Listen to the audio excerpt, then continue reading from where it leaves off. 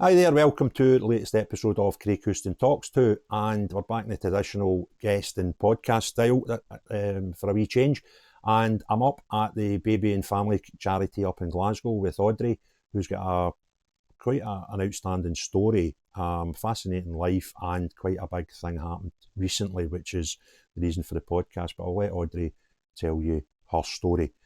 So, Audrey, thanks for letting me into your life and come up to the charity. We're in the charity just now, just so folk know this isn't Audrey's kitchen with all this stuff. So, where are we and what are we doing here, Audrey? What's the setup here? This is a baby and family sports service, and this has been going since 2017. It was started from my garage at home because I had worked in community addiction support for over a decade, and what I started to see in the latter part of my time in that role was quite disturbing, because kids were being accommodated, and it wasn't through neglect and things, it was through basically the family not having enough money. And I witnessed that a few times, and I thought, no, there's got to be a way, we can fix this. So made a Facebook page one night and says to folk, anything that you don't need, I will take it off you, because I know families that do need it. And the next morning there was 700 followers, there was stuff left at my front door, there was it was just insane.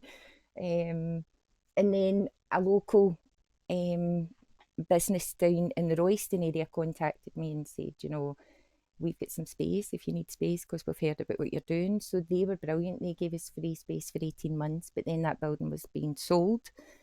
So this building came up for grabs and we took this, but we've outgrown this now, and we were in line for a bigger building, but that unfortunately has fallen through no fault of our own, I have to say, which is deeply disappointing.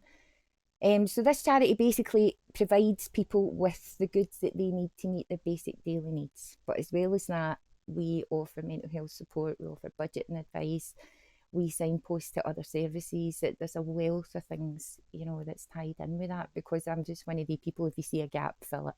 You just have to fill it.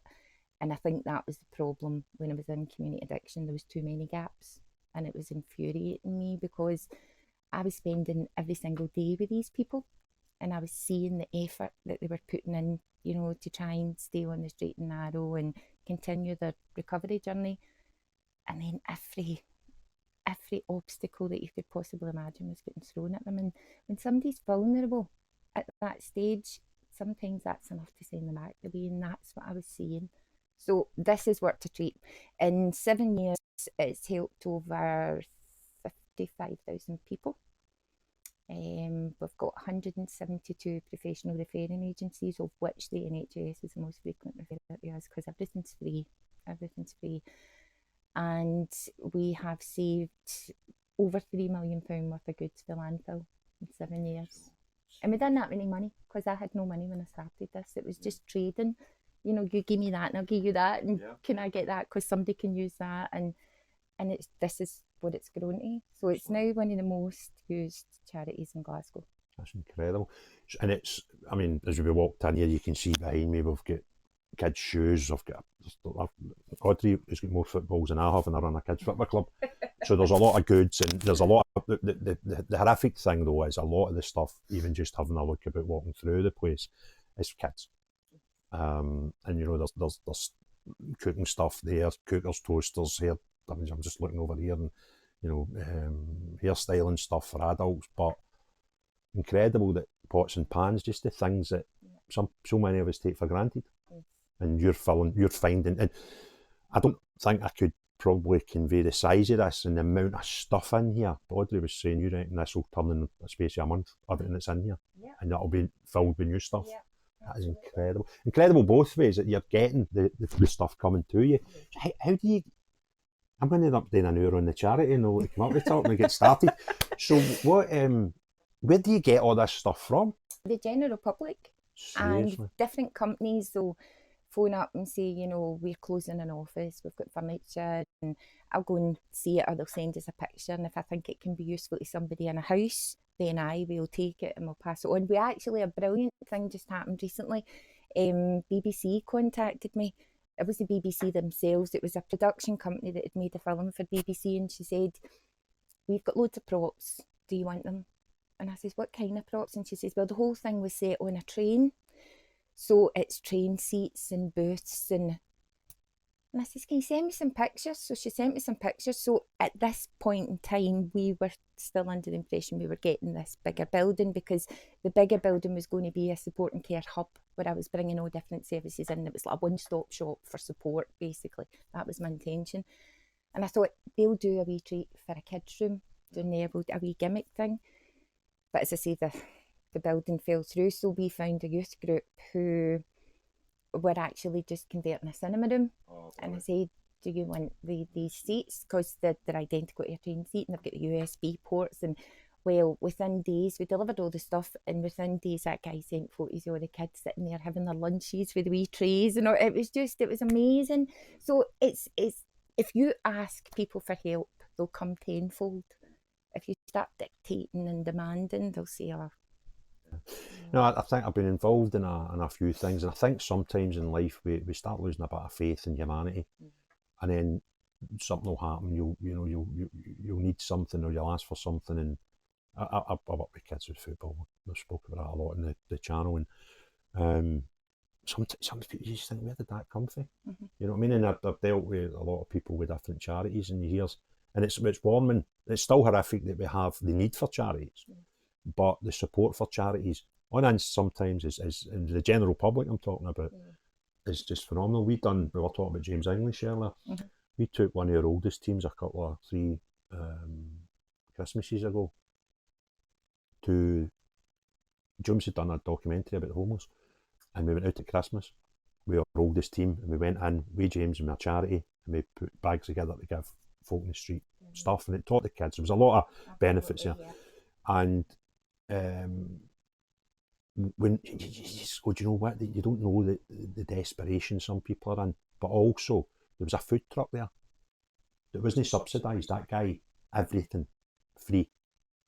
It's not as if somebody had to cover just his costs. He donated his time, his products, his equipment, and it's warming sometimes. I mean, you're seeing that severe deprivation and these horrible circumstances that some folks' lives are at. But the flip side is there is people that care. Absolutely. It's sometimes you just need a wee story like that just to restore your faith in human.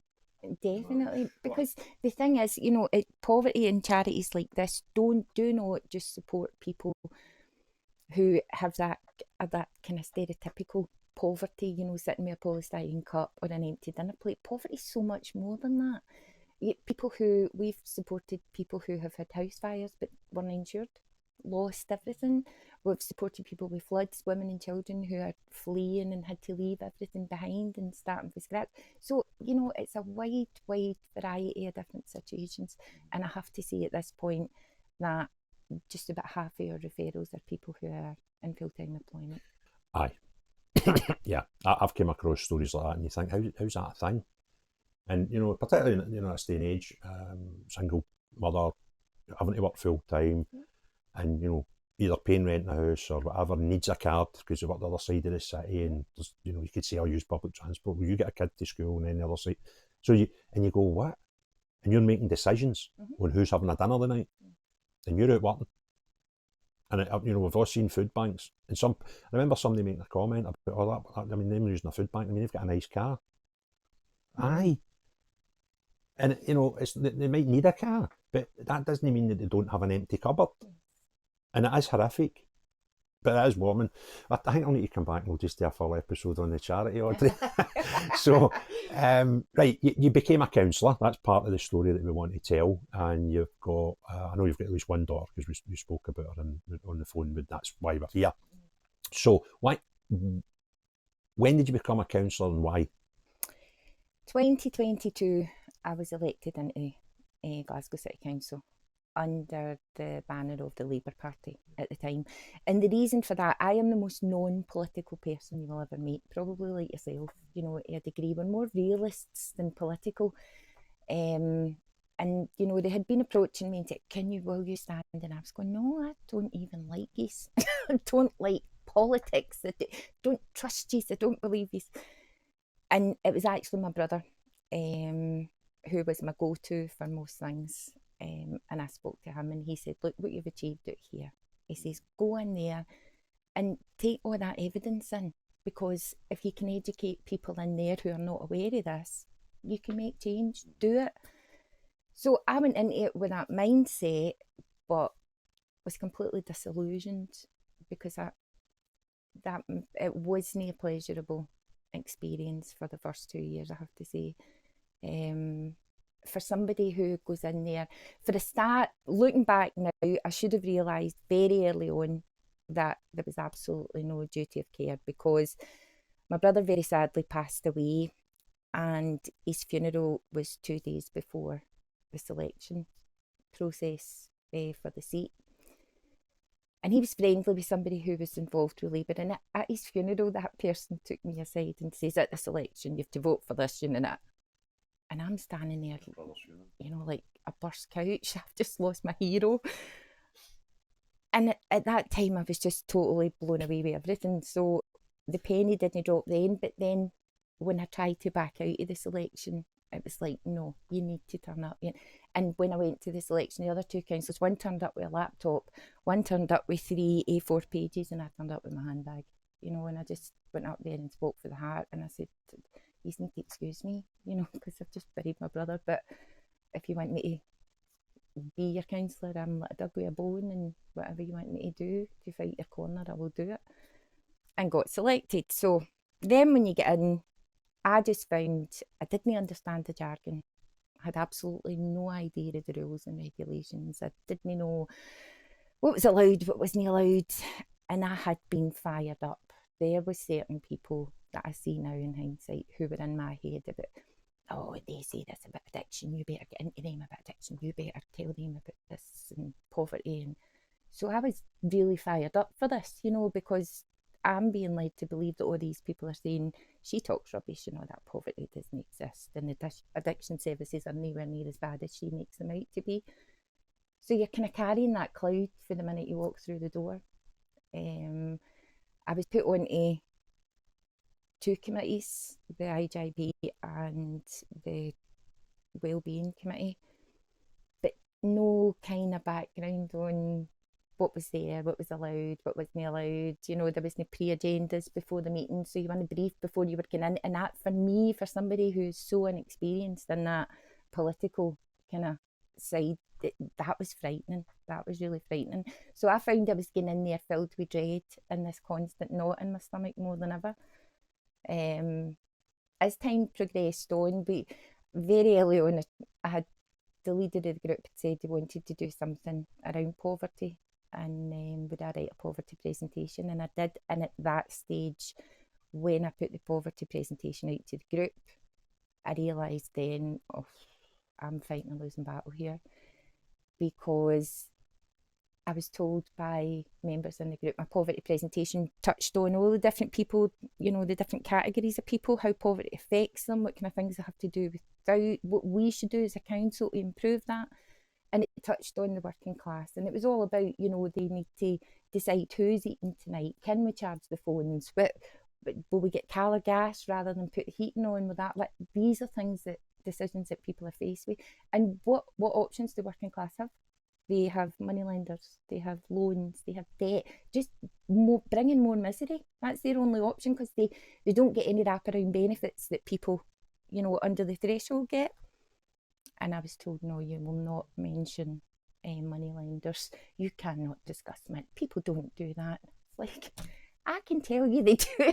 I've seen it with my own eyes. I've had people in my office in tears saying, I owed that one this amount of money, so I had to go to another one and take a loan for him to pay him, and now I owe the 2 of them. And I've seen all that. But they were basically calling me a liar and saying that wasn't a fact. And at that point, I just thought, I am an outsider here, and I'm never ever going to be an insider. That much was obvious. So I'm quite an open book, to be honest with you, Craig. So I never had the fact that I wasn't comfortable, and I never had the fact that I didn't feel I was clever enough. That has now changed, I have to say, because it is just it's like jargon. It's like a manipulation of words. They make things sound all these big fancy words, and when you simplify it, you go, that's what that means.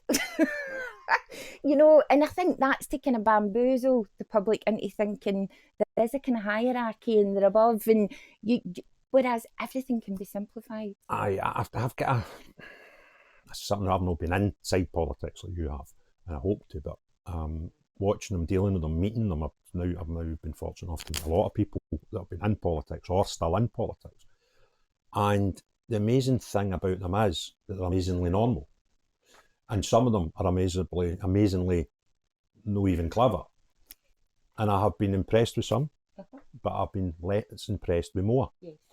And I've, worked in the private sector, and you look at some people, same as that. I've met some really high-powered people through my time, through work, etc. And when you get to them, they're nothing special. Mm-hmm. And a lot of them get there, and it's buzzwords, and it's they can do a good PowerPoint presentation, and they talk the jargon. Mm-hmm. But see, once you get in and you actually learn the jargon and you go, you're actually just bullshitting. You're bullshitting. Now, I've seen that in the private sector. It's, apart from 1 year when I was a civil servant, I imagine being a civil servant for a year, actually. You can tell I didn't like it when I was 16. But, so majority of my working life, but I've worked in businesses that supplied public sector. So, I see it. And you go, there's a lot of people in positions that are really being over-promoted. They've got... And when you get in and about them, it's bullshit, mm-hmm. and it's gaslighting, and they use big words like stakeholders. And I'm like, stakeholders, what's that? Oh, that's your pal for a charity or an NGO that comes in and tells you what you want, right? Because you're a member of the public, and you hear these crackpots telling you, yeah, we spoke to a lot of stakeholders to come up with this bill. Mm-hmm. No, you didn't. You spoke to people that get grants off you to come in and sit in a committee and tell you the answers you want.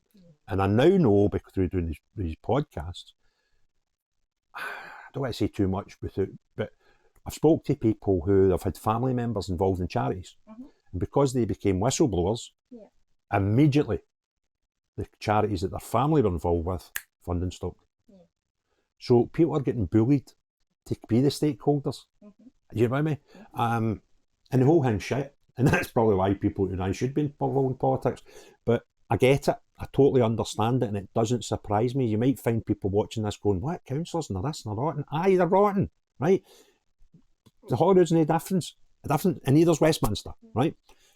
And I don't think they're any better than you and I. No, they're not. No. Do you know, you've hit the nail right on the head there. I don't see when council officers say to me, Cllr Dempsey, I say, going to say Audrey. And they go, I'm not allowed. And I say, no, you are, I'm telling you, going to just address me as Audrey. Now, I was actually addressed by another councillor for that. You're encouraging them to be disrespectful to us. Seriously? I'm like, what? Yeah, you having a laugh?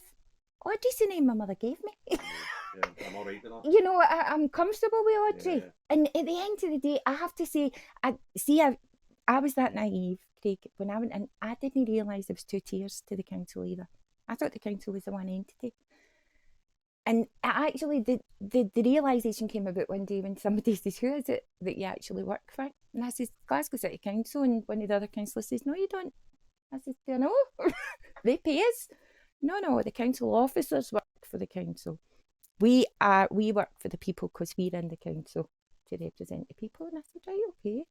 So even things like that are not common knowledge, and I have to say there is a multitude of fantastic, really fantastic council officers in there who kind get doing what they really want to do because interference from elected members is such that is detrimental. But a lot of the council officers are realists as well because they're living that life. See, how many councillors are there for Glasgow? I think when I went in there was 86, but we've lost a few passed away. So there's a few by-elections. So there's 80 odd at any time are serving the people of Glasgow. Yeah. Without stealing thunder for the story we're going on to, what ratio would you say out of the 80 odd are good people and doing good stuff, and how many are just either incapable or in there for the wrong reasons? The God's honest truth is I can't even answer that because there is probably, aside from the Labour group, there's probably about 4 councillors in there that's had a conversation with me. Is that right? Mm-hmm. Wow. Yeah. So there's this bubbling hatred for me, and I have absolutely no clue what it's based on, because these people have never even brought breath to me. I've just realised something. I've been calling you Audrey. Sorry, councillor. Don't you dare. Because you're still, maybe people sitting there watching the first 10 minutes and thinking she's obviously not a councillor anymore. Audrey is still a councillor, and we'll cover that in a minute. So you start in the council, you start finding your way a wee bit, you're a wee bit disillusioned, you're thinking, I'm not comfortable with this nonsense that's going on with people having to call me councillor and just, let's just get in and get the job. The fact that you've been in there now for years and nobody speaks to you, that's bonkers. Apart from the people at that time that were in a Labour group. Yeah. That's actually quite bizarre. So then we get to the story. So we get to March of this year when it was the budget, and I declared to the leadership after the budget that I needed an exit strategy, because this just wasn't working for me at all. The thing with the budget, last year's budget, there was leaks, and because of that, they decided within I think it was the SNP group and the Greens, that Labour couldn't see the budget until the week of the budget. Now, for somebody like me who still has to read the papers 2 or 3 times to actually take them in and process them and fully understand them, and I totally admit that is the case with me, you need more than that. The budget's in the Thursday and we are not granted the papers to the Monday. That's just not right. So by the time I actually took COVID that week and clocked in a full council from my bed online and just got a message, vote Labour amendment, and I voted Labour amendment. But when I recovered and read the papers and realised what I had voted for, I was like, no, this just goes against absolutely everything I stand for. And I had that conversation with Labour before I went in. I said, I cannot do anything. You can't put me in a position where I'm putting people into poverty and being a complete hypocrite and saying it's okay, see if you see me tomorrow at the charity, I'll help you back out it. No, that will never be the case. I take it you're glad you're not in the Labour bit when the full thing get pulled in, because that would have caused you all sorts of grief. You'd have left anyway. Aye. So this is March. So that was March. So I went and said, I need an exit strategy, and I was asked, can you wait to May to the AGM? We'll let you step down then, and we'll run the by-election. Says, right, no problem. And that was fine. Now, the next part, what I'm going to tell you is a full disclosure, and this is the first time I have gone full disclosure on this, Craig.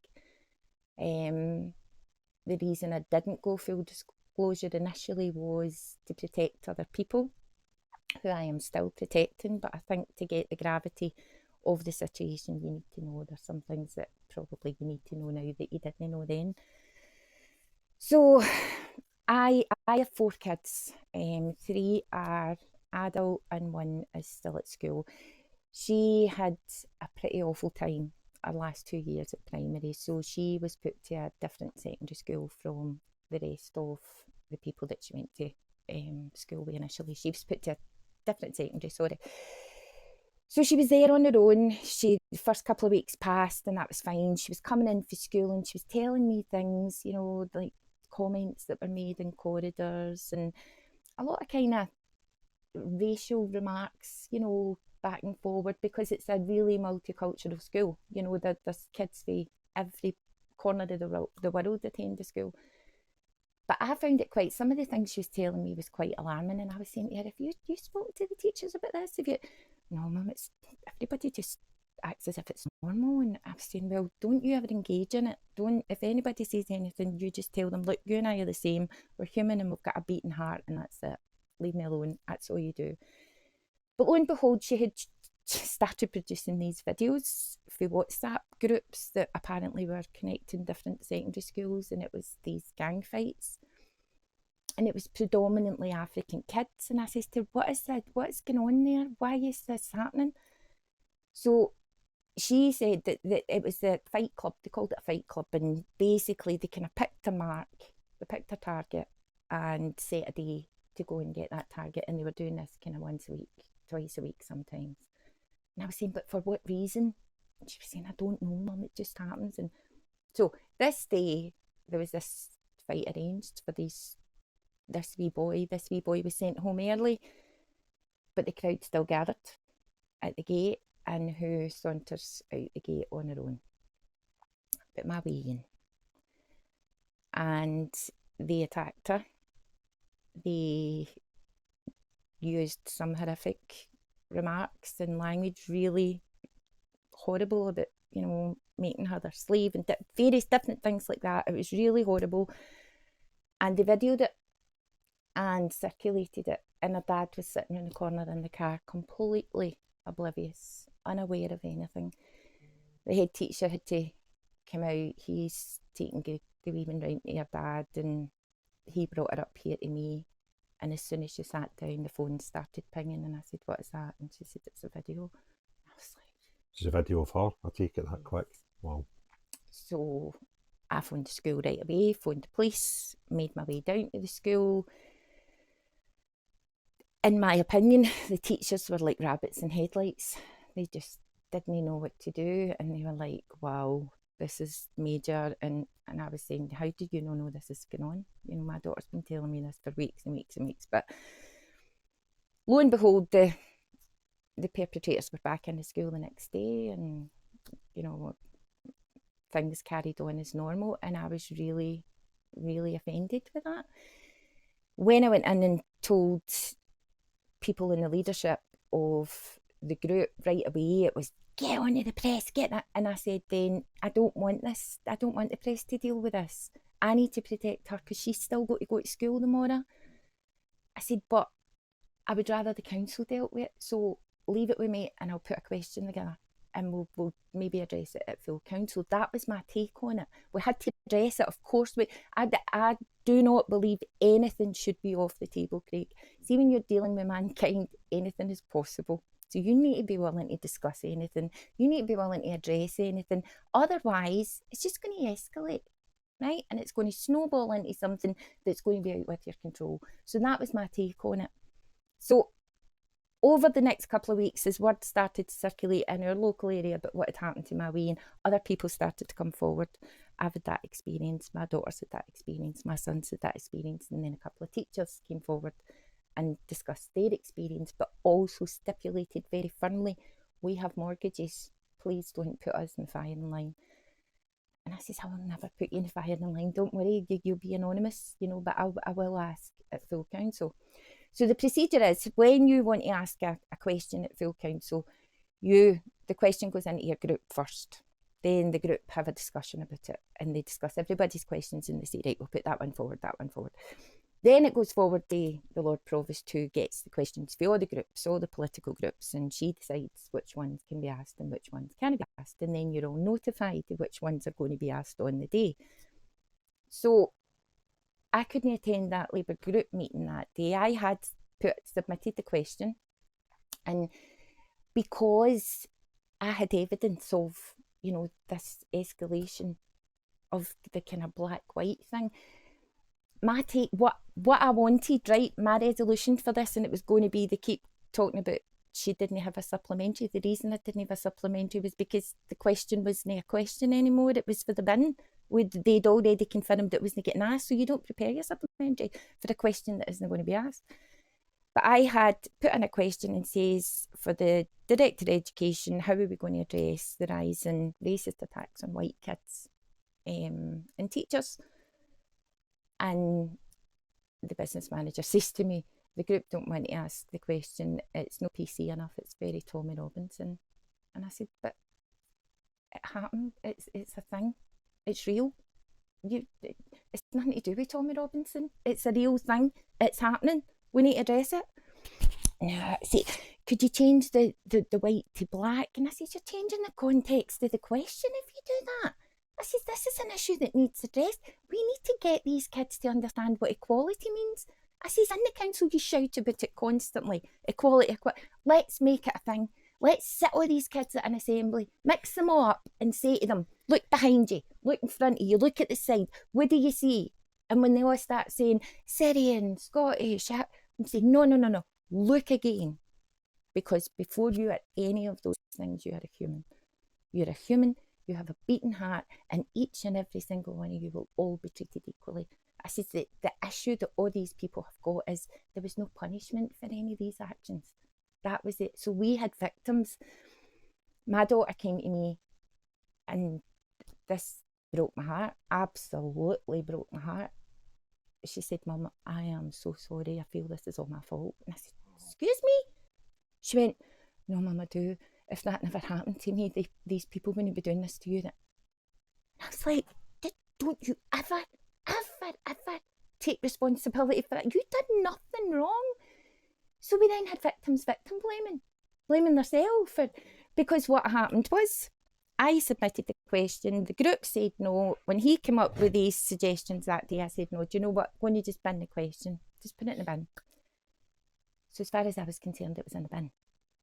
And it was a couple of days later, late on in the day, I think it was a back of 4 or something, I get an email from a journalist with a picture of the bit of paper with a question on it. It's been told that you are taking racist views against children, and what do you have to comment on this? And I was like, what is he talking about? Where did that come from?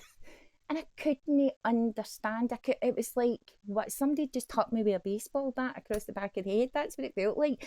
You know, these situations where everything's racing and you can't stop and you're going, hold on a minute, what's happened here? I was just totally baffled with it.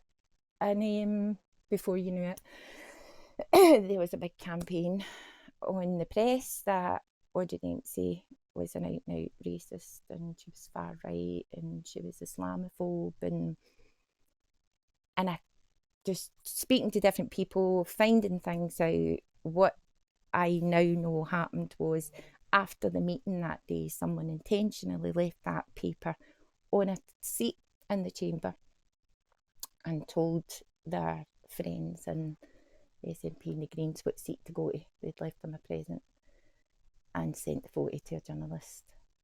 And then I counteracted that with a video of our Christmas campaign. Oh God, I think it was 3 years ago. And Mayors had brought people to the campaign to do a kind of awareness thing for, you know, migrant kids who were coming in and wanting to get a Christmas and things, and we provided the Christmas for them as well.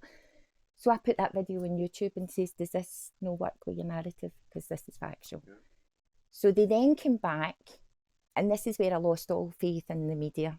And because I always kind of had a bit of trust in the media to a degree. But no, never.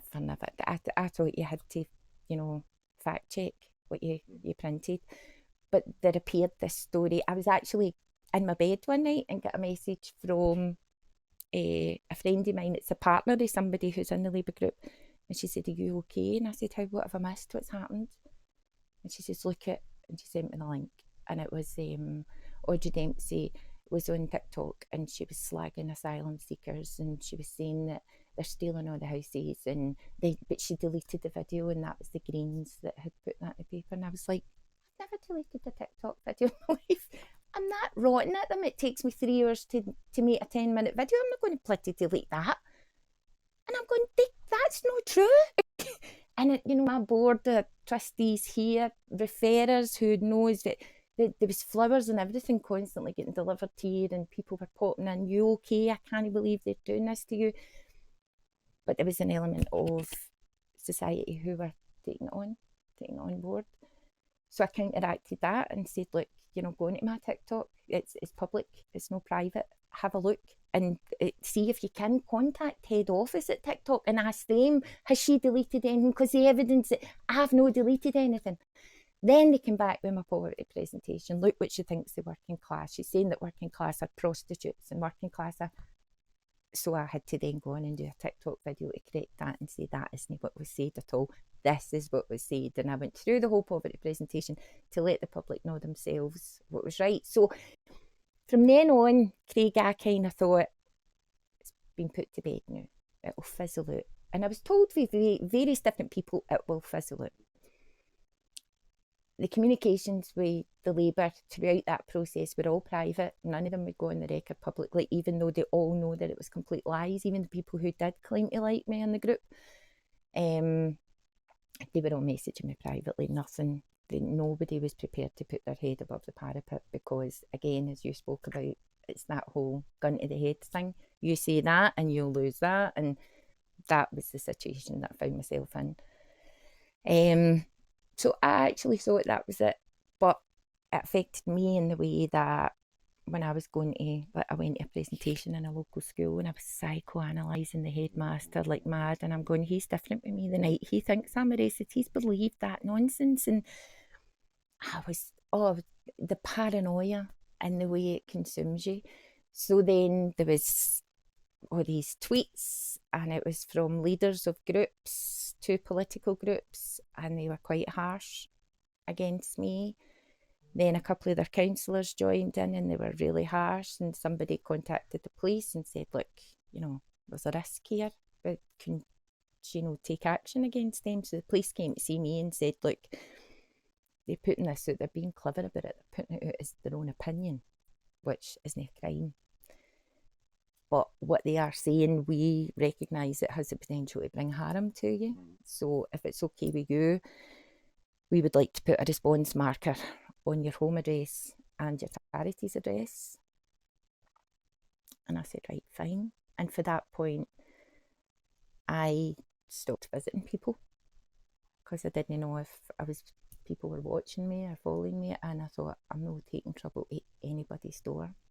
I kind of became that recluse, sort of a keeping yourself held back. And it was one of the ladies in here says to me just a couple of weeks ago, she went, Audrey, this has broke you. I'm disgusted at what these people have done because this has broke you. And I said, no, it's not broke me yet. I says, I'm not going to be the victim, I'll be the survivor.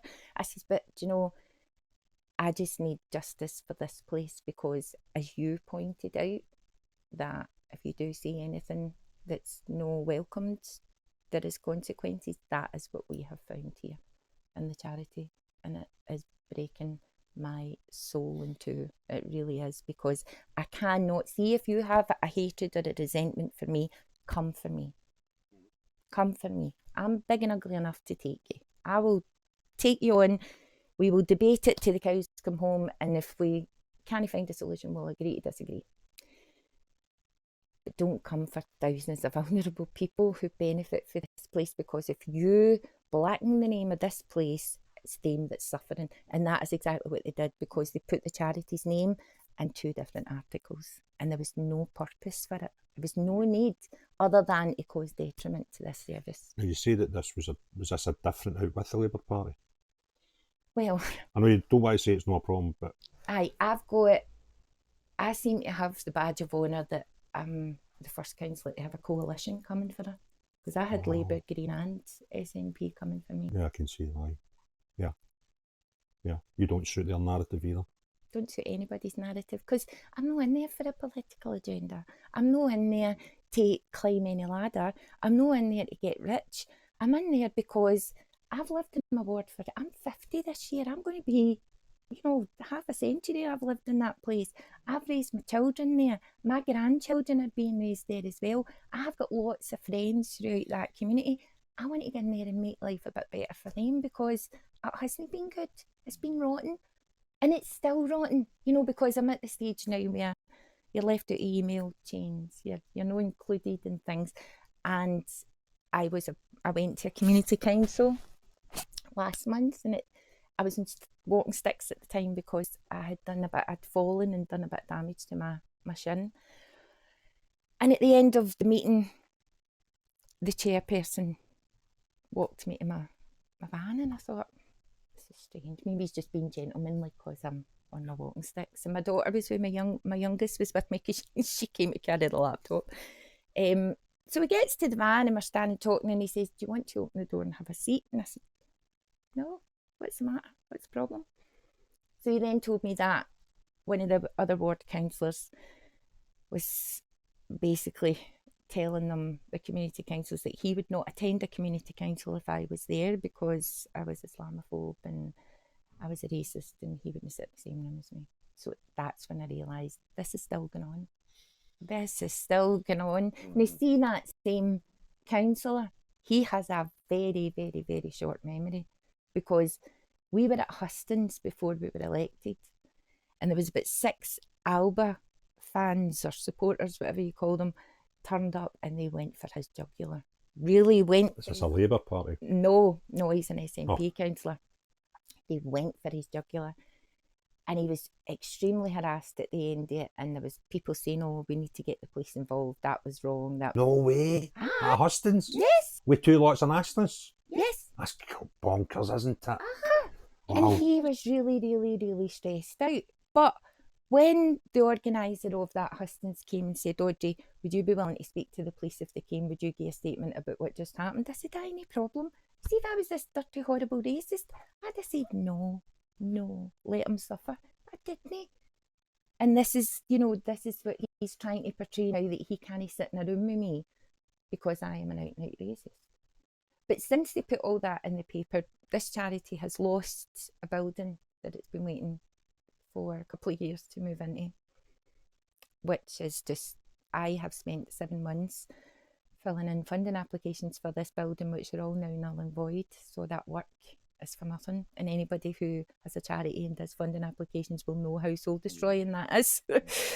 We haven't been able to call in any funding at all. I am launching our Christmas appeal on Friday, which is the biggest probably that we're ever going to have, because we can kind of gauge how the Christmas appeal is going to go with how the year has gone, and the numbers have increased significantly this year, so Christmas is going to be massive. I think we're going to have about 2,500-3,000 kids needing help this year, and we give them a complete pack of 5 toys and a boredom jacket, so it's like a structured pack for every child. So we need that in donations, and if this story has harpered that, then think about all the kids. That's disgraceful. See, this was something we spoke on the phone, and you put numbers to this, and you told me, was the first year a few hundred that you had? 194.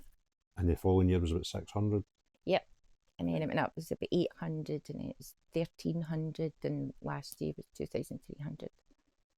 This year we're expecting about 2,500. And it'll be the iceberg principle, that what you see is just the tip of that iceberg. If you're seeing 2,000 kids in our community, how many are you not getting to? What is the true number? Well, the thing is, we're only one entity. There's probably 10 of us in Glasgow, different services that do similar things, and they all run their own Christmas appeals. Our Christmas, what we found when the numbers started to go up, I had to really start scrutinising our list, right? Because what you were finding was you were getting people who had been referred to 4 different Christmas campaigns. So when you were turning up with the Christmas packs, it was like, and you were going, no, there's a thin line between need and greed. We're in this to help the needy, not the greedy. So I started to kind of be more specific, and now we only accept children on our referral list who have not been referred to any other campaign. So if we're doing 2,500, and there's another 9 of us scattered around about Glasgow who are doing similar, what is that telling you? Yet they say it's improving. They say that my biggest bugbear is this child payment. £20 does not pull a child out of poverty, and it fries my brain that they keep saying it's a game changer. It's not a game changer. It helps, of course it helps, but it does not pull a child out of poverty. Listen, you'll be better. You'll be far better placed to answer this one. But a frustration I had was about, you maybe gathered if you've even watched one of my videos, I kind of don't like the SNP. And the narrative, the wording changed, and again, because of the way my head works, I went, oh, well, that's odd. Why have you went from saying that to a slightly different version? And I went and got the figures. And it was, we have taken 100,000 kids out of poverty. That was the word. We have taken them out of poverty. And then it changed a wee bit to, we are taking them out of poverty. And then the latest version is, well, it's stopping 100,000 falling into poverty. Now, they're 3 completely different things. Yeah. And you know that because of the game you're in. And I thought, and the actual truth is, the poverty's went up. I don't need to tell you the figures. Poverty went up in the last recorded 12 months. And you're like, why are you just telling us lies? And then it's trying to manipulate that into something that, well, I don't know if that figure's even true. You'd be better placed than me that by putting these things in, have they stopped another 100,000 falling into poverty? You don't even believe the figures. Absolutely not. Right, well, I can't, I've got no experience to suggest that. So the whole thing's a lie. It doesn't matter what are the three ways that you've turned it from. That was the thing. It was we've taken 100,000 kids out of poverty. But with a fiver, right? So, bollocks. Total politics. Yeah. And then the narrative changed slightly. And these people get up another week's time and tell you the same shite again. And to be fair, for 14 years we had Tories doing it at Westminster, with 17 years of SNP doing it in Holyrood, and in 100 days Labour seem to have overtook a lot of them, right? In 100 days, which is some doing. So that tells me it's not just the SNP, it's not just Tories, it's the things broke. Yeah. The Do you know, see now that I'm an independent councillor, Craig, it's as if for the first time I'm actually enjoying the experience. Wow. And that is because you don't have people watching you, you don't have, party lines that you have to say, nobody's telling you must vote this way. You've got a free rein on it. When your constituents come to you with a concern, you can take it in there.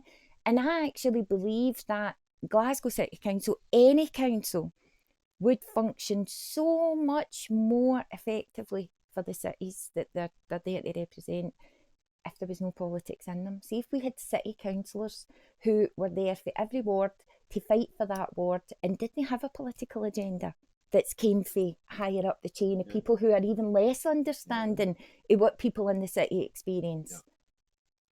Glasgow City Council would be a goldmine. So the stories went from the horrific thing that happened to your daughter, that experience, to you.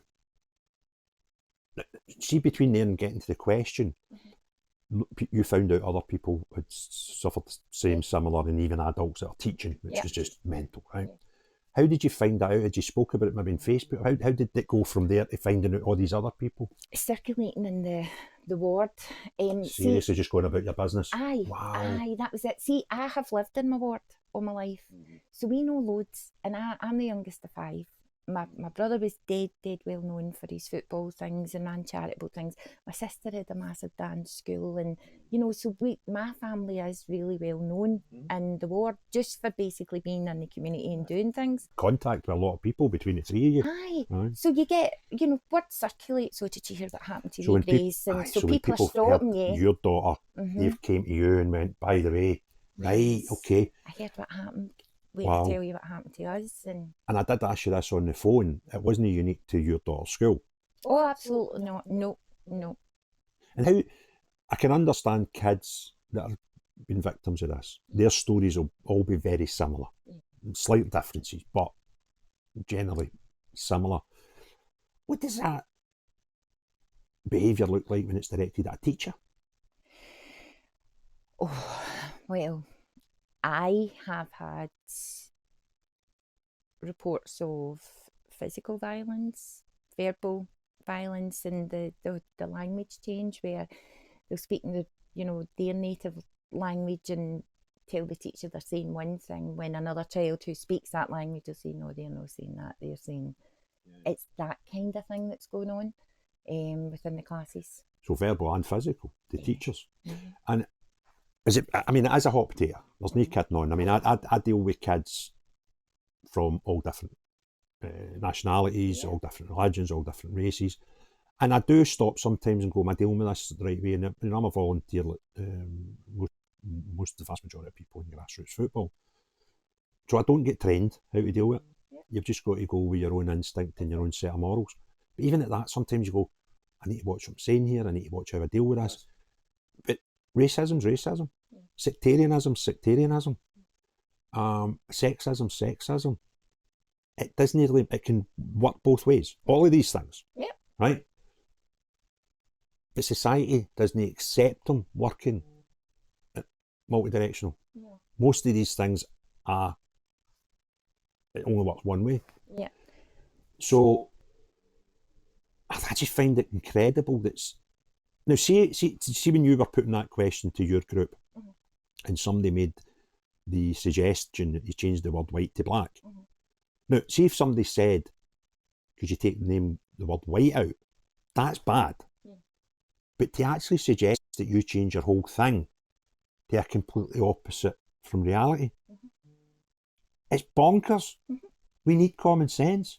And I was talking to one of your parents at a football club in great depth, an African father, of African descent. Father was born in London, kids born up here, but African heritage.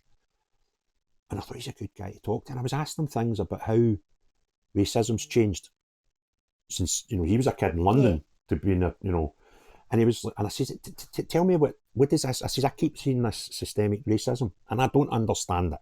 Now, if you can't tell me, it maybe doesn't exist. So what is it, right? So we had a great chat. And then I happened with the kicker and I said, can racism work both ways?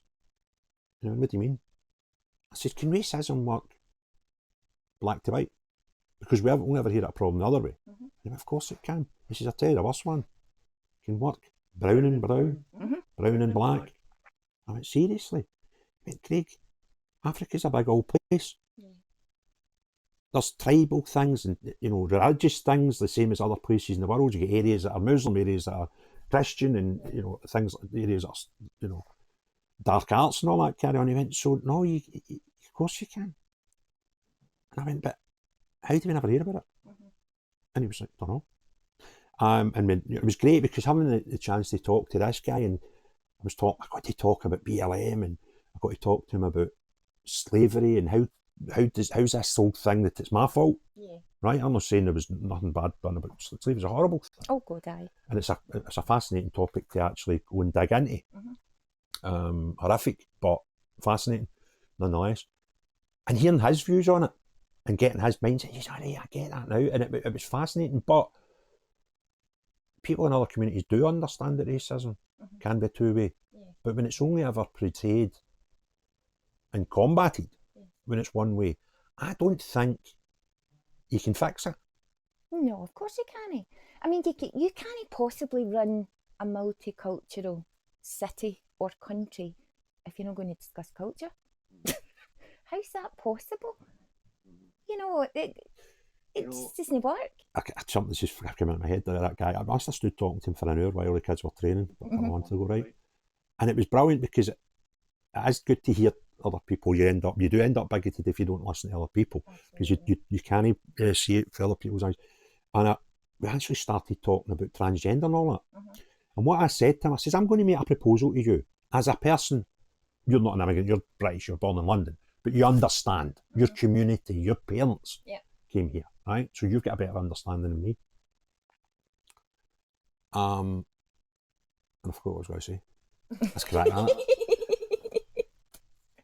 It's usually me that does it. No, right. So I said, I caught it. I said, I think anybody with a minority, whether that's religion, skin colour, where your community's from, your sexual preferences, your thoughts and gender, if the minority of people have got something that they need fixed, for whatever reason, then we look at it. And we look at it, and let's take the gay rights. You and I are about the same age. I look a lot older. I'm not that much. I'm older than you, right? But anyway, we'll remember that being a gay guy in the 80s probably wasn't a nice place to be. Particularly when AIDS came along and they get vilified, right? But then they were going, can we get married? Can we have rights? Can I have common law rights that you can have as a heterosexual guy? And the rest of society look at that and think, does that affect me in any negative way whatsoever? Well, the answer is quite obviously, no, it doesn't negative to me. So it's like, well, cool. So if we can do this for you, that makes you, as a minority, a bit easier. Yes, great. But see, when the minority asks for something that affects a chunk of the other people, then we need a talk. But what it seems to be is, as soon as a minority say, we're getting persecuted for this, we're getting left out because of it, then it's, oh, we must react. And that's not the way it is, No. right? I've heard some horrific stories through these podcasts with children, preschool age, being in a building that's quite new built for children, and they only put one toilet in it. Like what? Because that's a minority narrative that's went from, can we get rights for people that want to be boys that are girls and all that, to into a society now that builds a new, relatively new building for children, preschool, and puts one toilet. Because we don't see the wee boy that maybe thinks he's a girl, it'll be a wee bit awkward, where does he go? So the rest of society, and I've spoke to a mother of a 4-year-old girl who was sexually abused in a toilet by a kid the same age. So that's where we need to say, we'll stop. Can we have toilets that we can all use? That's a minority view that does affect other people. And that's the ones we need to talk about. And what's happened is the wokeness, which isn't a word I tend to like, but it's a good way to describe it. The woke culture has taken over, that people are scared. And the reason they're scared is, you're a great example of what happens when you say something that's not in the accepted narrative. Yeah. Your life, if your illness is strong, could have been destroyed. Oh, absolutely. And it's not over. I mean, do you know, when it came to the crunch, right, and Labour had, basically at that time, I was swamped. My phone was constant, and it was journalists, and it was just people want, dirt and nonsense. There was people appearing here. My main mum was, she's a wee 79-year-old superstar that was totally distraught with this, totally distraught. My own kids, I've got my youngest who's victim blaming. I've got my next one up that just wants to scream for the high heavens, my mother's not a racist. And I've got my other one that's spending time trying to reassure me. Everything's upside down and inside out. So they say to you, right, you can't go near the Labour corridor now, after I resigned, right? So this is where your offices are. Yes, this is where the offices are. And it just got that bad that I took legal advice, and I said to a solicitor that morning, I said, look, this is the third story about me. This isn't stopping. It's all lies. Have I got a leg to stand on? What will I do here? Going to please tell me? And he said, you are going to write your resignation right now and get the hell out of that party. That's what you're going to do. And I said, well, such and such told me I have to go in. And he went, no, see, anybody in Labour tells you to do anything, you do the opposite. From this point onwards, you do the opposite. And that's the way you work for now. I said, right, okay. So from the moment I submitted my resignation, I was told the council officers will move your stuff up the stairs to your new office. I was allowed to go in and see the new office. I was moved up to the third floor. And when I went in, it was just a room because somebody else had been using it. So they'd moved that person's stuff out and they'd left a big pile of papers and boxes in the corner that belonged to her. And they says, we'll bring your stuff up. I says, right, that's fine, I'll be back in next week. So when I went back in next week, the desk was in, the wee fridge was in, the kettle was in, your board wee table was in, but there was this really horrible smell. Really, it was vile. And I'm under the fridge, I'm in the back of the fridge, I'm under the desk, I'm everywhere, top to bottom, trying to find something that's causing this smell, and it couldn't. And I thought, right, I'm up on the third floor, I'm the same corridor as the kitchen, so maybe it's a drain or something. But just as that, another councillor came in and he went, oh, Audrey, for goodness sake, what's that smell? And I went, I don't know. I says, I've been everywhere and I can't find it. Then two support staff come in who are like your admin staff. They came in, and the one who does my admin, she's lovely. She said, Councillor Dempsey, I'm really sorry. She went, I smelled this morning. It wasn't like this the other day when I was in here. I came in to put your mail and it didn't smell.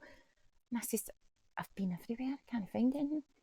So the other councillor says, what's all this here? And I says, that's not my stuff. That's the person that had the office before me. I'm not going through that. It's not my place to look at that. And he says, well, I'll go through it. And he's just tipped a box forward and went, uh-oh. And I said, what is it? And he took out a bag of dog mess. Now, above my door, there's like a window with no glass in it. And there was a light on, that was a room. So somebody had thrown it in there and it landed in that box and stunk. And that was, I'm taking it that was my welcome present for being an independent councillor. So your daughter, was your daughter about 12, 13 then? Was she in first year? Right. Yes. So this happened. Did this happen in the March, or was it the March when you took it to council? It happened in the March. Yeah. And I took it to the group in the April. And when did all the paper stuff start? The end of Easter. It was Easter week. Because see, the Friday that it happened to my daughter, they were off school. We went in the Monday to see the teachers. They were back at school that week, and then they were off for the Easter week, and that's when it all kind of kicked off. And that at that time, somebody somewhere had nominated me for a British Empire Medal as well for my charitable contributions. A BEM. Shut up. No, seriously. And I just got word about that last Christmas, so that was just blew me away. That was amazing, but that brought a lot of real, like really, jealousy. It was awful.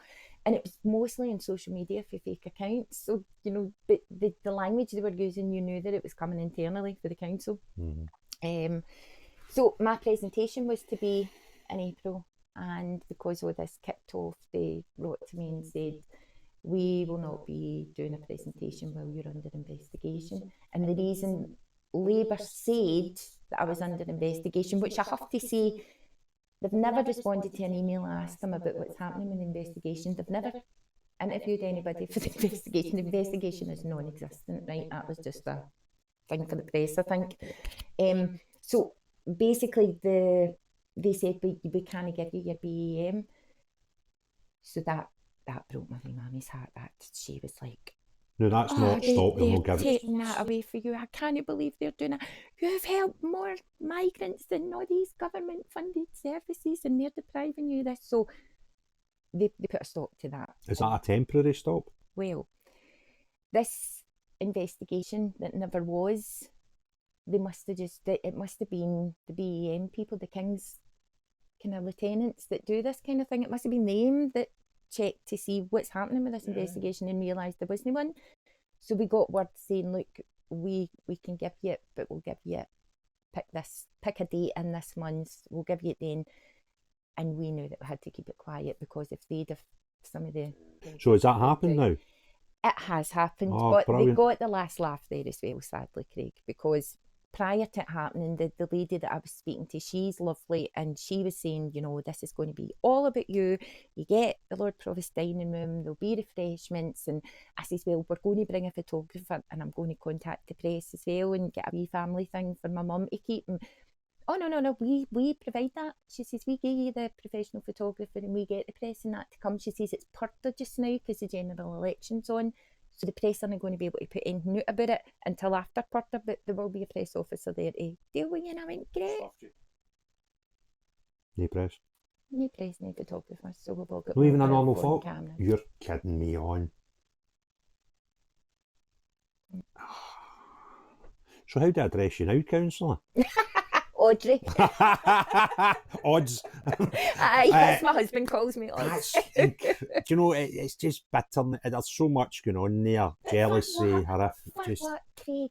I would love somebody to come and say, I hate you and I hate you because... Aye, then you can get that. Say, right, okay.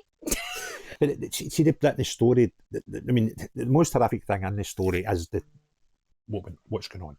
And what will still be going on. Because if nobody's going to deal with it... Listen, I can guarantee you, I know for a fact it's still going on. Well, it's got to, because nobody can deal with a problem that they know of.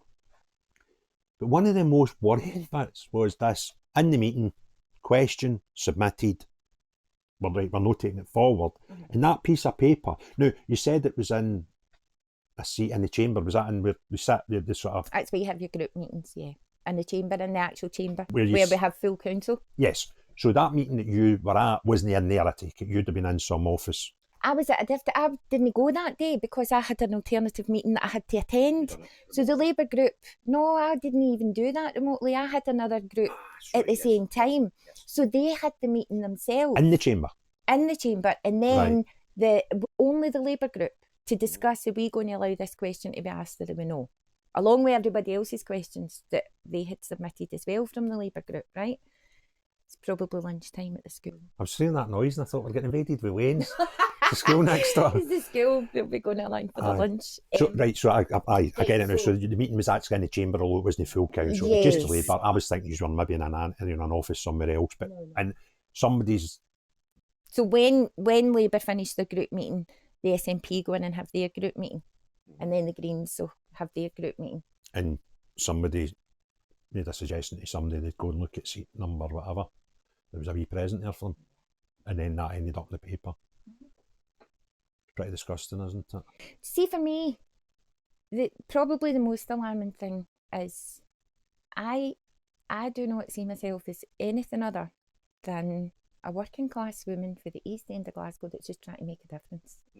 Now, if that's enough to be a target for these people, then what chance are we ever going to have at getting genuine people in there who are in there for the right reasons? Now, there are some councillors in there who are really good, I have to say, and you know, they work their wards, and they've been in touch with me and said, oh, look, something's come up about poverty, would you mind advising me? I love that, because we didn't gather all this evidence to keep to yourself. We want to share it to make change. You want everybody to know it, you don't want only you to know it. Absolutely. But that's the kind of the way it should be, because if there's 80 councillors in there, there might be one, there's definitely one, but there might be maximum two that's got the experiences that you've got. And there might be somebody else there that knows all about how we run fixing roads. Yeah. So if you were needing to write up or question something that to do with roads, you wouldn't. You'd go, and I don't think that should matter what colour his rosette is, if he's even got his hair's got a rosette on. And that's kind of my dreams for what happens in Holyrood. That you get folk in there that say, do you know what, we're not going to talk about the stuff. I get taught by a good friend who unfortunately is no longer with us, a prayer or a speech or whatever you want to term it. God grant me the serenity to accept the things I cannot change. The strength to change the things I can, and the wisdom to know the difference. And that sat with me when because we sat, right? And I kind of use that a lot in my life. So we're running governments, parliaments up in Holyrood, Glasgow City Council, where we should say, do you know what, see stuff that we can't deal with in this building, then don't deal with it. Don't discuss it. Right? And, you know, what's going on in Gaza right now in the Middle East is absolutely horrific. But with all due respect, nobody at Holyrood, regardless of how much you think you can change that. Absolutely. Devolution, we have the devolution that we've got. Independence is not on the table right now. So why are we talking about that? Yeah. Asking questions. See, I spoke to your pal Anne-Marie about this, because I stopped doing it. I used to watch First Minister's questions, particularly when Humsey was there, because I don't like him. Right. And then John Swinney had took over, and I watched him for a few weeks, right? And I used to shout things at my computer. I used to watch it on a laptop, right? And start screaming and shouting. And it was something close to Anne-Marie's beliefs. It was when the drug deaths, because we're either coming out or just out. And somebody at First Minister's questions asked the First Minister to explain it. And he said it was manufacturer's fault. Jesus. Now, I'm going, hold on. We've had up to now, it's been Westminster's fault. Anything that goes wrong in Scotland, it's Brexit's fault. It's Tories' fault. And now in the last 100 days, it's Labour's fault. Now, I'm not saying I'm not judging Maggie Thatcher, right? But I was about 12 when Maggie Thatcher was the Prime Minister. Right? It was because of her policies. What are you talking about? I'm sneaking in, sorry. I'm frightened there, I thought we were getting ready. Do you know what I mean? So you go, hold on a minute. We don't want to fix anything here. We just want to point the finger. And the way it should be at any level, sounds as if you know the level you're at in the community, with a city council, and even in Holyrood, and probably the same as Westminster. We just need to actually get our sleeves rolled up and get shit sorted. And it almost sounds impossible. Because if we're going to be scared to ask questions to sort problems because of the word in a document, we've no chance. See, I had the huge public support, I have to say, on social media through that. Politically, I had terrible, you know, as I said, like the tweets that were going out for councillors and leaders of groups and things were just disgraceful. You know, it's not something that you you don't play with somebody's life like that. When you know yourself that it's not true, and I don't care what any of them say, I'll tell them in their face, they know it's not true. Sorry about just saying we just need to get on with stuff and make stuff work. Everything's politicised. Aye. And see the thing that gets me, what went through that person's head that to leave now, if they do nothing, the thing's banned. Because it's no going forward. Right? So what goes through somebody's mind to leave that thing deliberately, notify somebody else where to look, knowing that it's what's going to happen? Why? Because if that had just went in the bin, the whole thing's off the table anyway. Aye. Nobody would ever have addressed it. It would never have been... So what was the driver for somebody to do that? To do me harm. As personal as that? Yes. In case you do it again, because you're seen as... No, that's mad. I spoke to you for about an hour and whatever the other day on the phone. We spoke for a bit of time before we started this. We've been recording for an hour and a bit, right? So I probably spoke to you for 3 years out your whole life. But you're no Tommy Robinson. Aye. And by the way, Tommy Robinson's not even Tommy Robinson. Right? This character that's, you know, that's caricature. Yes. Right? Now, Tommy Robinson is right of centre, but he's no Hitler. And when you actually sit and listen to him, you go, kind of making a point there again, right? So even Tommy Robinson isn't Tommy Robinson. But to suggest you are in any way like anything other than wholesome's pretty mental. And I've only known you for a while, but I kind of get the vibe. You're not a bad person. Why would that's been done to destroy you? Absolutely. But for what ends? Because I wouldn't be... I didn't surrender my sense of humour. I didn't surrender my principles. I didn't surrender my morals, and I didn't surrender my honesty to toe the party line. And I never will for any party. I never will. I will always... I was raised to be true to the people that I am connected with, but most importantly, be true to me. See what you were telling me about the thing where you were ill and there was a vote and you just voted for it because that was the party, basically. That's what you need to do. What was it? That was for the budget, to pass the budget. And what was it? The budget was just awful because there was teacher cuts, there was just cuts to so much, so much. It was a disgrace, and I would rather have just no voted, turned my computer off and no put my name to that.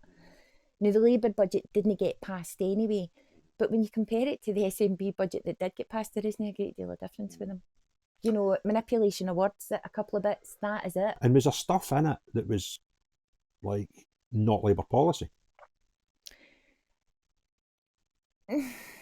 Well, put it this way, when the Labour manifesto in 2022 came out, it was all about connecting third sector and, you know, working for the communities, getting back into the grindstone of things and working class and expanding on that, right? Because I think it's fair to say the money's not there now to run your generalised commission services that the council once ran, right? These services have all been cut and they no longer exist.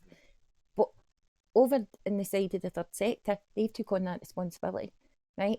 And you have charities that are set up maybe to support somebody with mental health, but then they'll find themselves filling in benefits forms. They'll find themselves escorting them to the GP because, you know, they're not feeling very secure going themselves. And so you become a master of every trade eventually. You know, you have to be able to turn your hand to anything. Now, the policies and the services that the council and any political party put out there are so strict with guidelines that they're never ever going to have the scope to be effective, because the only way you can be effective is to be versatile. You have to be able to adjust to any given situation at any given time if you want to fix it. Otherwise you're going to say, oh no, I can't cross that line because it says in that book I'm not allowed to. But there's somebody drowning, you need to cross the line. No, sorry, my book said no. That's no me, right? And that is what I now see being part of a political agenda, is what you have to submit to. Aye. Now, look, see if this had been dealt with the way it should have been dealt with. And that should have been. Because of one word, that question never went forward, and that was the word white. That's actually what we're dealing with here, right? If that had went forward the way it should have been, and that should have got to the council, what would have happened? I would have got to ask it in full council.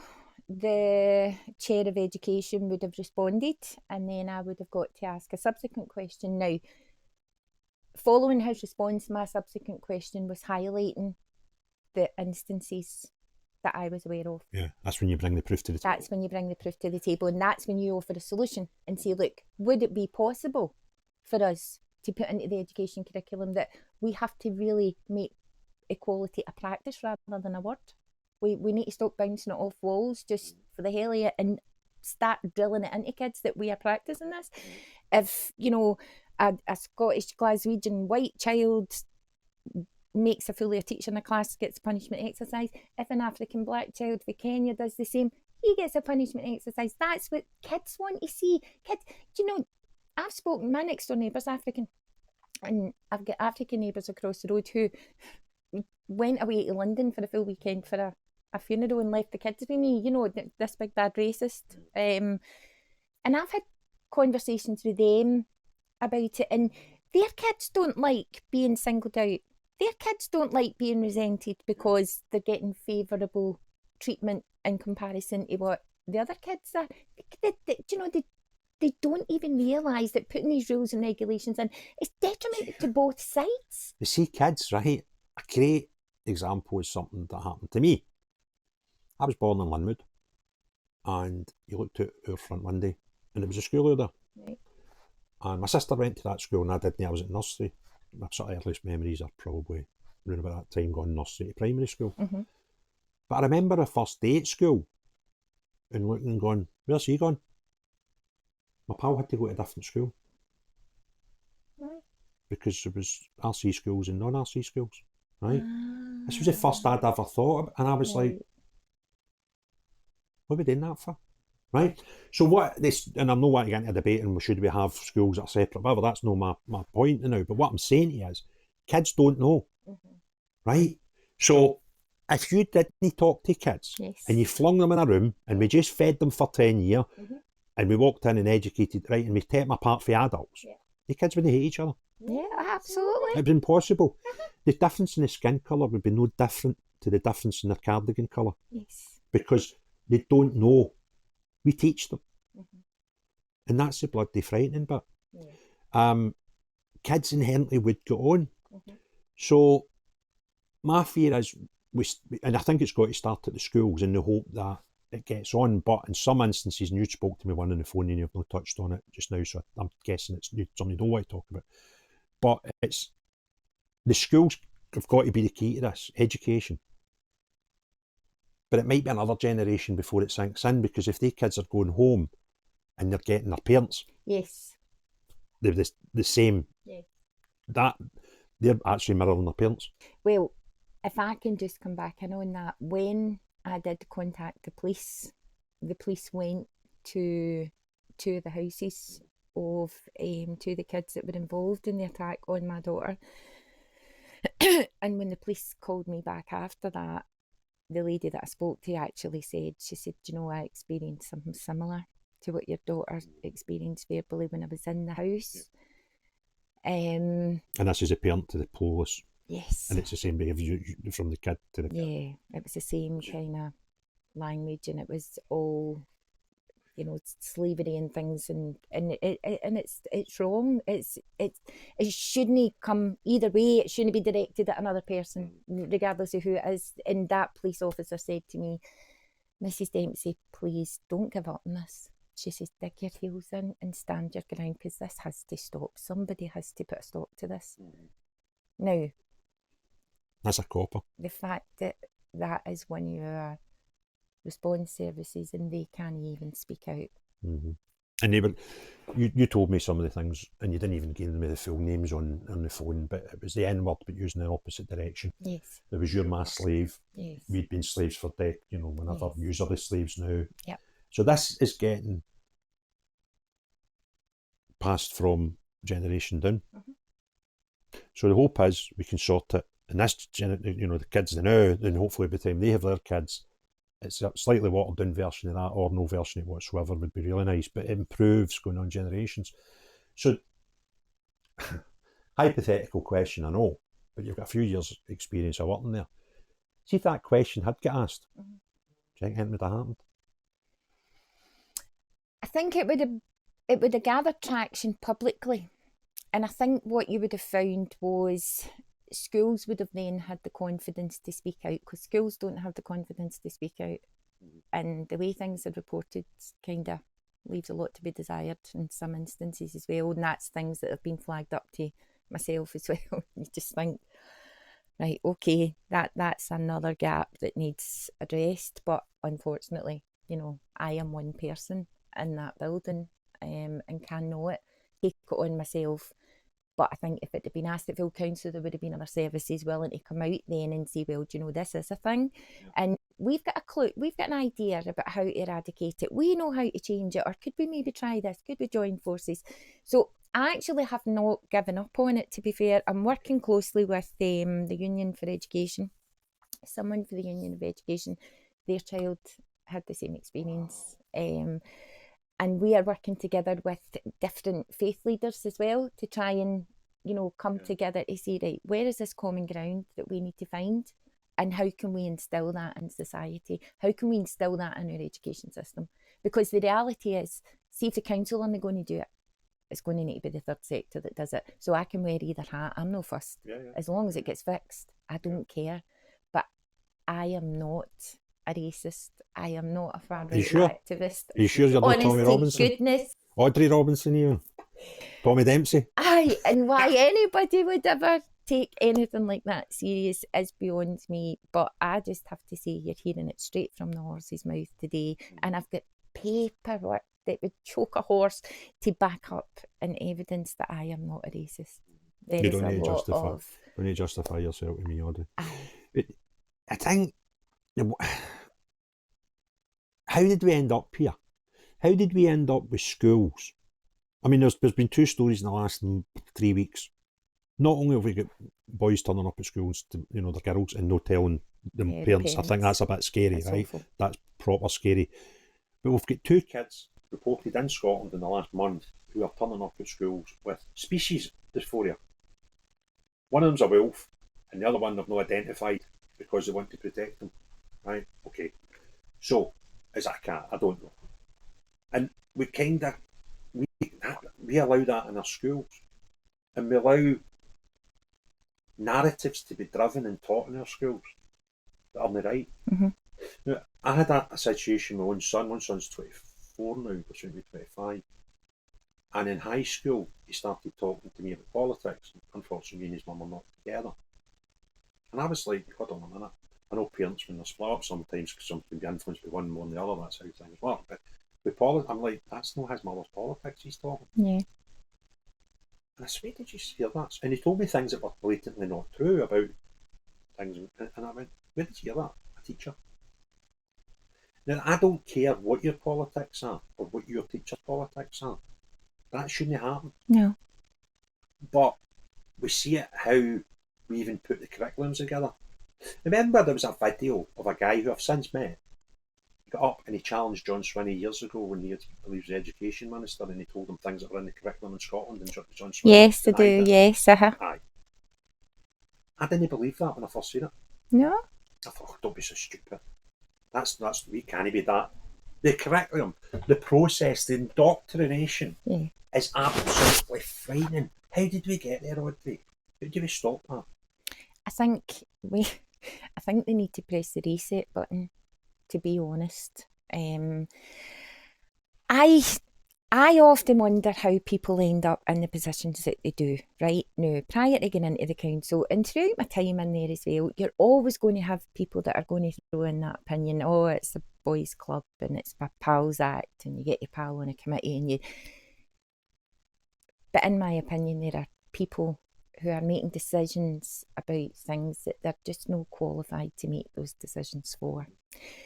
First and foremost, I believe, and I'll probably get chopped up alive for this, but it is my belief, so I'm not going to tell lies about it. I believe in order to make decisions about children, you have to have a connection with children, either be a parent, right? Very good. Being a parent is a start. So I feel you have to have a kind of connection and understanding with children to be in a position to make decisions about children. And we have people who don't have that, making decisions about children. They're making decisions based on their beliefs, which isn't right either. Because if we are multicultural and we are universal, then we have to have kind of things that are going to hit every spot rather than just selective spots. And I think that is part of the problem as to how we have come to where we've come. It's the way politics works now, and it should never have been allowed to get like that. You know, you get councillors and politicians bragging about, I've been in the council for 20 years, and you say, well, you've allowed it to get the way it has. You're part of the problem. And they don't realise that, you know, when they're saying it, and you think, no, that, you know, this place is really, really bad. And use it. This is the thing. Councillors will say it themselves and say, oh, I can't cope with this anymore. I need to take a range. I need to stay away from this place for 3-4 days. I don't agree with that decision. I'm not backing that up. And then before you know it, you're sitting around the table with them and they're asking for votes and they're all going, yes, yes, yes. And you go, you don't even believe that. You don't agree with it. Why are you, you know? So you have councillors in political parties that don't even vote for that party. There's one for you. That's fascinating. Mm-hmm. Tell me how that works. You sit for one party and vote for another. I found that hard to believe as well, but apparently it's more common than we think. Right. It's just utilising that as a vehicle to get you in a position. I think so. Well, it's been fascinating, Audrey. Thank you very much for giving me your time. No, thank you. Thanks for giving me the platform, because no other media has. Well, we'll reach some people, for sure. And is there anything you've not spoken about, by the way, that you want to? I don't really think so. Just, you know, in terms of the council, I am a lone wolf in there. I'm the only independent councillor in Glasgow. I will continue on that way, and I'm there for one reason and one reason only, and that's to make change. I'm not got an agenda. I've not got any, you know, political fights that I want to continue on. I'm just going, keep my head down, do my work and go home. In terms of women going into the council, I would say go in with your eyes wide, wide, wide open. And when they tell you that they're going to support you, and when they tell you there's not a bullying culture, when they tell you that, you know, they're moving mountains to make this work for women, I'm telling you, no, that's not the case.